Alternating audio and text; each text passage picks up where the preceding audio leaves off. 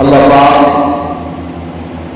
کلام مقدس میں جل شان فرماتا ہے والفجر ولیال عشر، صبحوں کی قسم اور 10 راتوں کی قسم۔ یہ قول کے مطابق سورۃ کریمہ میں ذکر کی گئی 10 راتوں سے ذوالحجۃ الحرام کی ابتدائی 10 راتیں مراد۔ اس سے پتہ چلتا ہے کہ ذوالحجۃ کی ابتدائی 10 راتیں بہت فضیلت والی ہیں کہ اللہ پاک نے ان کی قسم ارشاد فرمائی۔ حضرت عبداللہ بن عباس رضی اللہ تعالی عنہما روایت کرتے ہیں کہ اللہ کے آخری نبی رسول ہاشمی مکی مدنی محمد عربی صلی اللہ علیہ وسلم نے فرمایا ما من ایام العمل الصالح فیها احب الی اللہ من هذه الایام۔ فرمایا ایسا کوئی دن نہیں ہے کہ جس میں نیک عمل کرنا اللہ پاک کے نزدیک ان یعنی 10 ذوالحجہ کے ابتدائی 10 ایام سے بڑھ کر محفوظ ہوں۔ یوں تو عام دنوں میں بھی نیکی کی جائے وہ بھی اللہ پاک کو بڑی پیاری ہوتی ہے۔ نیکی تو قرب الہی کا ذریعہ ہے۔ نیکی کرنے سے تو اللہ پاک دل میں نور داخل فرماتا ہے۔ نیکی کرنے سے اللہ پاک ذہن کو پرنور فرما دیتا ہے۔ نیکیاں انسان کو زمین سے اٹھا کر کے آسمان کی بلندی تک پہنچا دیتی ہیں۔ تو عام دنوں میں بھی نیکی کی جائے تو اللہ کو ہر نیکی بڑی محبوب ہے، بڑی پیاری ہے۔ لیکن یہ جو ذوالحجہ کے ابتدائی 10 دن ہیں یعنی یکم ذوالحجہ سے لے کر 9 ذوالحجہ تک، ان میں نیکی کی جائے تو یہ بہت زیادہ فضیلت والا ہے اور بہت زیادہ اللہ پاک کی بارگاہ میں محبوب عمل ہے۔ ایک روایت میں ہے وَالْعَمَلُ فِيهِنَّ يُضَاعَفُ 700 ضِعْفٍ، یعنی ان 10 دنوں میں نیکی کا ثواب 700 گنا بڑھا کر عطا کیا جاتا ہے۔ کتنا فضیلت والا ہے وہ شخص جو اللہ کی رضا کے لیے ثواب پانے کی غرض سے نیکیاں کرتا ہے، وہ بھی حدیث پاک پر عمل کرتے ان 10 دنوں میں زیادہ اہتمام کرتا ہے۔ ترمذی شریف کی روایت میں ہے مکی مدنی محمد عربی صلی اللہ علیہ وسلم نے فرمایا ما من ایام احب الی اللہ ان یتبدلہ فیہا من 10 ذی الحجہ، یعنی 10 ذی الحجہ میں عبادت کرنا اللہ پاک کے ہاں عام دنوں کی نسبت زیادہ محبوب ہے۔ اور فرمایا یعدل صیام کل یوم منها بصیام سنہ، ان دنوں میں ایک دن کا روزہ 1 سال کے روزوں کے برابر ہے۔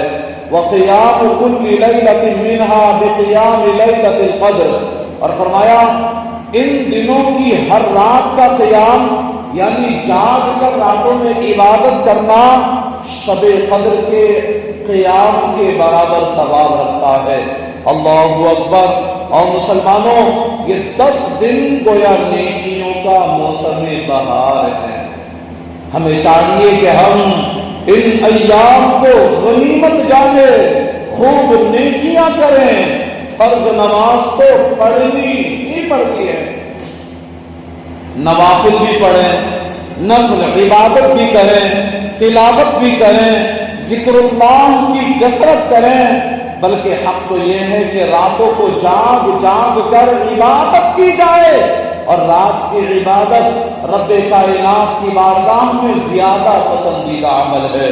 اور مسلمانوں، ہماری تمہاری اور ساری کائنات کے مسلمانوں کی پیاری امی جان حضرت حفصہ رضی اللہ عنہا فرماتی ہیں رسول اکرم نور مجسم شاہ بنی آدم رسول محتشم صلی اللہ علیہ وآلہ وسلم عشرہ ذی الحجہ میں پابندی کے ساتھ نفل روزے رکھا کرتے تھے، نفل روزے رکھا کرتے تھے۔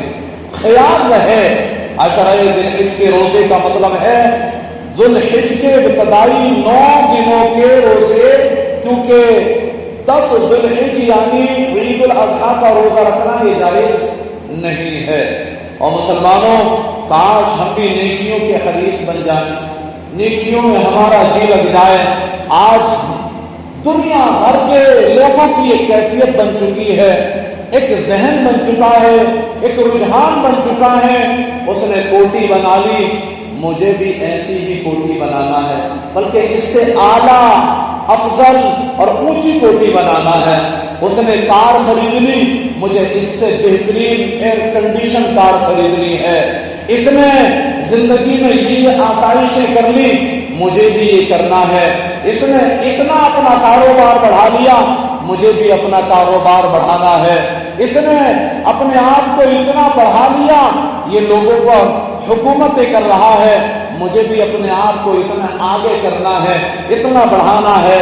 یہ لوگوں کی سوچ بن چکی ہے، یہ لوگوں کا ذہن بن چکا ہے، یہ لوگوں کا آج معیار بن چکا ہے۔ اور کوئی بھی شخص یہ نہیں سوچنے کے لیے تیار ہے وہ فلاں بزرگ کتنی عبادت کرتے ہیں، وہ میرے فلاں دوست کتنی محنت سے عبادت کرتے ہیں، ان کا معمول ہے روزے مرہ کا کہ وہ 1000 مرتبہ درود پاک پڑھنے کے عادی ہیں، وہ روزانہ ایک سپارہ قرآن پاک کا تلاوت کرتے ہیں، وہ روزانہ 5 نمازیں تو 5 نمازیں، نمازوں کے علاوہ نفل نماز بھی پڑھنے کا اہتمام کرتے ہیں، وہ حلال و حرام میں تمیز کرتے ہیں، وہ لوگوں میں خیرات کرتے ہیں، وہ کمزوروں کی مدد کرتے ہیں، وہ دوسروں کے لیے سہارا بنتے ہیں، وہ لوگوں کا دل دکھانے سے باز رہتے ہیں، وہ نیکی کی دعوت دیتے ہیں، وہ لوگوں کو نیکی کی طرف بلاتے ہیں، وہ مساجد کی طرف بلاتے ہیں، وہ قرآن کی تلاوت کی طرف بلاتے ہیں، وہ اچھے لوگوں کی طرف بلاتے ہیں۔ یہ ہمارا ذہن کیوں نہیں بنتا؟ اس طرف ہمارا ذہن کیوں نہیں جاتا؟ پتہ چلا اس لیے ہمارا ذہن اس طرف نہیں جاتا کیونکہ ہمارے ایمان کمزور ہو چکے ہیں۔ ایمان کے کمزور ہونے کی علامت ہے یہ کہ ہم نیکی کے تعلق سے سوچتے ہی نہیں، نیکی کی دعوت کے تعلق سے ہمارا ذہن بنتا ہی نہیں، رب کی رضا والے کاموں میں ہمارا ذہن بنتا ہی نہیں۔ علامت یہ ہے اس کی کہ ہمارے ایمان کمزور ہو گئے۔ تو ہونا یہ چاہیے کہ ہم نیکیوں کے حریص بن جائیں۔ ہمارے پیارے آقا امام الانبیاء محبوب کبریاء جناب محمد الرسول اللہ صلی اللہ علیہ وآلہ وسلم عشرہ ذی الحجہ کے روزے رکھا کرتے تھے۔ کاش ہم بھی ادائے مصطفیٰ کو ادا کرنے کے لیے نفل روزے رکھیں، نمازیں پڑھیں، عبادت کریں کہ یہی کمائی قبر و حشر میں کام آنی ہے۔ باقی سب تو یہی چھوڑ جانا ہے، کچھ کام نہیں آنے والا۔ اس لیے نیکیوں کے حریص بنے اور نیکی کی حرص بڑھانی چاہیے۔ عشرہ ذی الحجہ کی ایک نیکی 700 گنا بڑھا کر دی جاتی ہے۔ اللہ اکبر۔ لہذا اس موقع کا فائدہ اٹھائیں، خوب نیکیاں کریں۔ اللہ پاک ہم سب کو اپنی رضا والے کاموں میں مصروف رہنے کی توفیق نصیب فرمائے۔ کچھ نیکیاں کما لے جلد آخرت بنا لے، کچھ نیکیاں کما لے جلد آخرت بنا لے، کوئی نہیں بھروسہ اے بھائی زندگی کا۔ اور مسلمانوں ہجرت کے 10ویں سال کا واقعہ ہے۔ اس سال کم و بیش 1,24,000 صحابہ کرام نے پیارے آقا مدنی مصطفیٰ صلی اللہ علیہ وسلم نے حج فرمایا تو ان کے ساتھ حج کا فریضہ ادا کرنے کی سعادت حاصل کی۔ 1,24,000 صحابہ کرام، اور اس مبارک حج کو حجۃ الوداع بھی کہا جاتا ہے، حجۃ الوداع بھی کہا جاتا ہے۔ سبحان اللہ، صحابہ کرام کے اس اونچے نصیب پر قربان